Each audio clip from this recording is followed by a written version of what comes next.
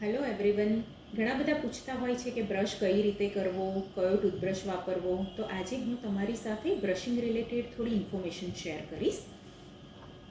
ઉપરના દાંતમાં પાછળની બાજુએ બ્રશ કરતી વખતે આ રીતે 45 ડિગ્રી એંગલ રાખીને ઉપરથી નીચે બ્રશ કરવો, 4 થી 5 સ્ટ્રોક આપવા.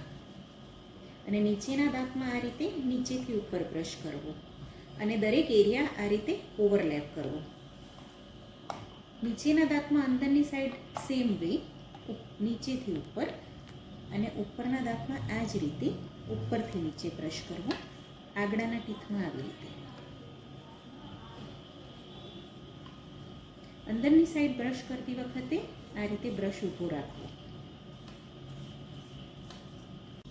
ચૂઇંગ સરફેસ ઉપર આ રીતે બેક એન્ડ ફોર્થ મોશનમાં બ્રશ કરવો અને ઉપરના ટીથમાં બ્રશ ઊંધો કરીને છેલ્લા ટૂથ સાથે ટચ થાય એવી રીતે બેક એન્ડ ફોર્થ મોશનમાં કરો.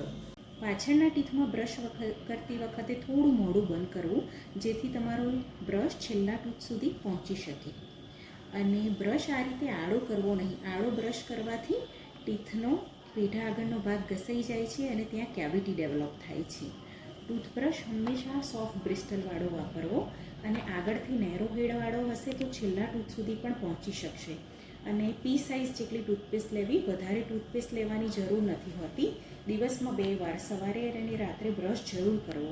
દર 3 મહિને બ્રશ ચેન્જ કરી દેવો. જો બ્રિસ્ટલ્સ વળી ગયા હોય તો તે પહેલાં ચેન્જ કરી દેવો. ટીથ ક્લીન કરવા માટે ડેન્ટલ ફ્લોસ, વોટર પીક, ઇન્ટરડેન્ટલ બ્રશિસનો યુઝ કઈ રીતે કરવો તેની ઇન્ફોર્મેશન હું તમને નેક્સ્ટ વિડીયોમાં શેર કરીશ. જો વિડીયો ગમે હોય તો લાઇક અને શેર જરૂર કરજો. Thank you for watching.